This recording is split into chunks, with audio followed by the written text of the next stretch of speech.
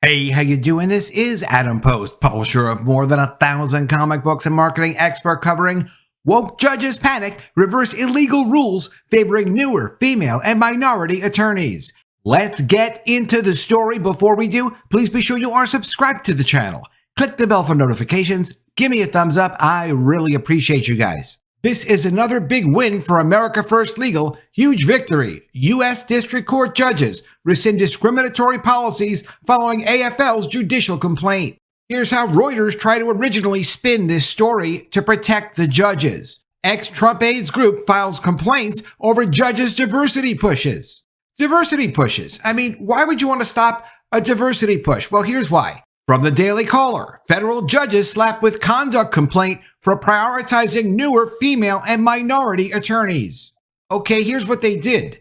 From the National Review, 3 federal judges grant oral argument based on sex and race of attorneys. What are they thinking? So much for judicial impartiality.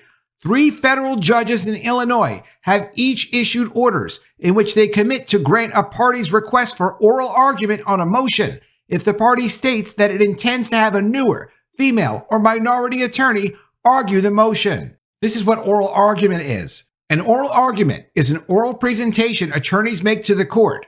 It is an opportunity for attorneys to emphasize certain legal points and for the appellate court to ask questions. It's to help a client when you're in front of an appeals court. What's the purpose of an appeals court? The U.S. Courts of Appeal hear appeals from lower courts of both civil and criminal trials, but do not investigate the facts of a case. Rather, the appeals court investigate whether or not the law has been fairly and correctly applied by the lower courts. The complaint was filed on January 25, 2024, and now has had the desired result. The judges have backed down and eliminated their discriminatory policies. This is important for the clients in civil and criminal trials to know that their attorneys will get a fair hearing in front of judges. They don't have to rely on trying to go with some kind of ideological agenda, selecting an attorney that would be allowed to speak in front of that court. Thanks to America First Legal, their complaint that was filed was granted, and these policies are dead now. Here's what the policies originally did. From National Review, 3 federal judges grant oral argument based on sex and race of attorneys. So if a party wants to have an oral argument on any motion, no matter how clear the merits, no matter how trivial the motion, all it needs to do is to state that it intends to have a newer female or minority attorney argue the motion. These judges further state that they will strongly consider allocating time for oral argument beyond what the court may otherwise have allocated were a newer female or minority attorney not arguing the motion. And they will permit other more experienced counsel of record the ability to provide some assistance to the newer female or minority attorney who is arguing the motion. The 3 judges, all in the Southern District of Illinois, are Nancy Rosenstengel, Judge Yandle, and David Dugan. They issued their orders in 2020. The judges attempt to justify these orders on the ground that there are now generally fewer in-court advocacy opportunities, and that this is especially true for newer attorneys practicing for less than 7 years, and women and underrepresented minorities in particular. However, as judges, they have a duty to grant requests for oral argument based on the merits of the requests. Those merits turn primarily on the importance of the matter being argued and the value that the judge anticipates that oral argument will have in clarifying how the matter should be decided. The scarcity of oral argument time that the judges refer to makes it all the more important that judges use their brains to decide which matters merit oral argument. Even worse here, of course, the judges are explicitly discriminating on the basis of sex and race.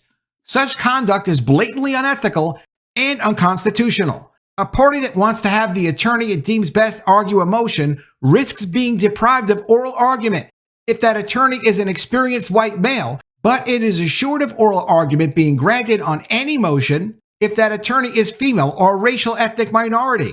The guarantee for newer attorneys is irrational, but less obviously unethical and unconstitutional. It's no surprise to learn that Rosenstengel and Yandle were appointed by President Obama, but Dugan is a very different story. President Trump appointed him in 2020.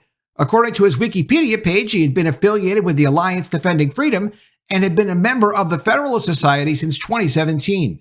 That doesn't seem like the profile of a woke judge. Yet within 2 weeks of taking the bench, Dugan issued his order. Because America First Legal filed their complaint, These judges responded and rescinded these ridiculous orders. Also from National Review, Judicial Council vindicates judicial misconduct complaint against discriminatory judges. In January, they called attention to the fact that 3 federal judges in Illinois had each issued blatantly unethical and unconstitutional orders in which they committed to grant a party's request for oral argument on a motion if the party states that it intends to have a newer female or minority attorney argue the motion.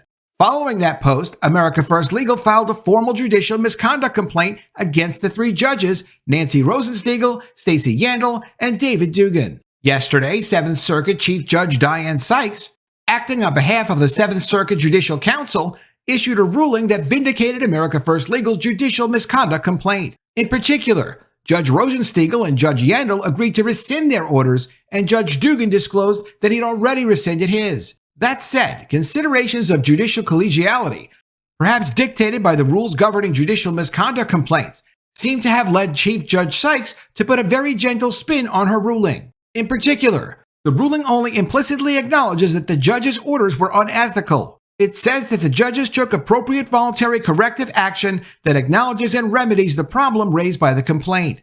That obviously vindicates America First Legal's complaint.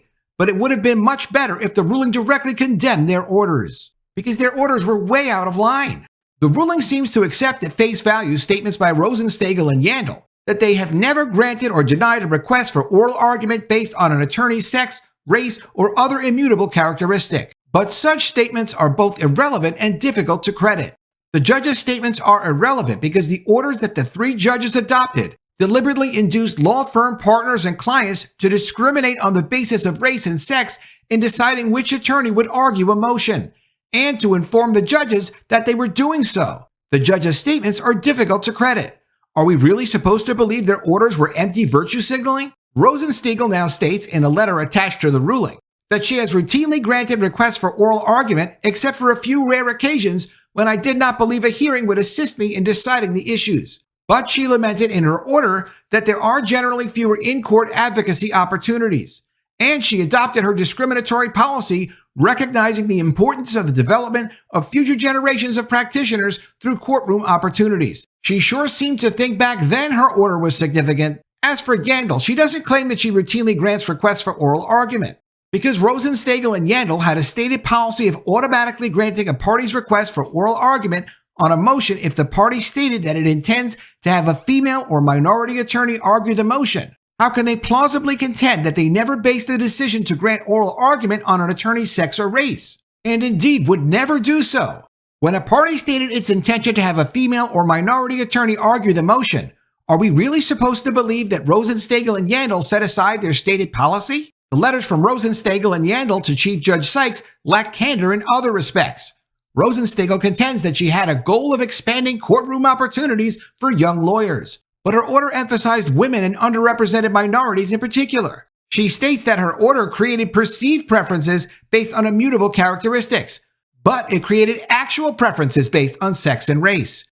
Yandle similarly now claims that her order was an effort to expand courtroom opportunities for inexperienced lawyers, but her order also emphasized women and underrepresented minorities in particular. She states her order created a perception of preferences based on immutable characteristics, but it created the reality of preferences based on sex and race. Sykes' treatment of Dugan is even gentler. Dugan, we learned, rescinded his discriminatory order in October 2022, 2 years after he adopted it. Sykes concludes that meant the America First legal complaint lacked a factual foundation when it was filed and is conclusively refuted by objective evidence, and should therefore be dismissed.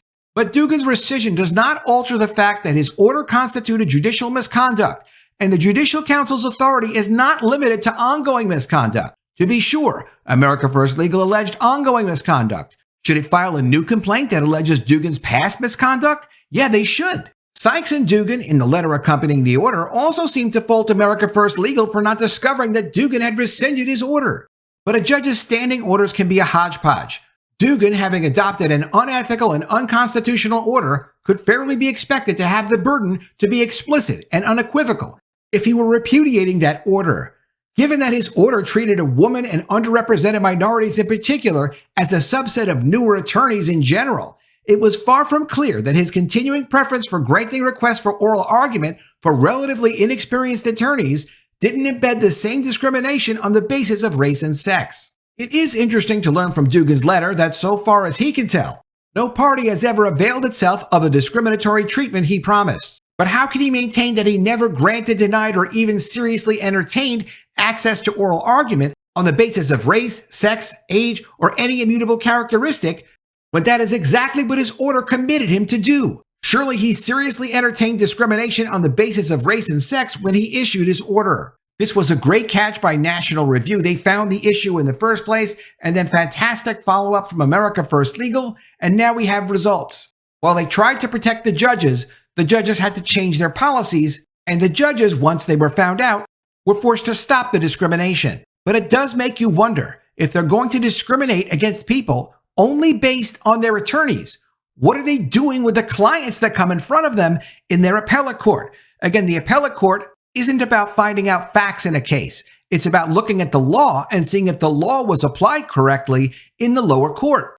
So are they discriminating against certain clients? Or do they only discriminate against attorneys? Catching them in the act of doing this discriminatory behavior and forcing them to stop it and reverse their orders is a significant win. Because if this went forward in this appellate court, of course it would have been copied in other appellate courts. But thanks to people pushing back, this was stopped and it couldn't spread. Let me know what you think of all this in the comments below. Always love to see your ideas. Please be sure you are subscribed to the channel. Click the bell for notifications, give me a thumbs up, and I'll see you again soon with another story. And if I don't see you, I will miss you.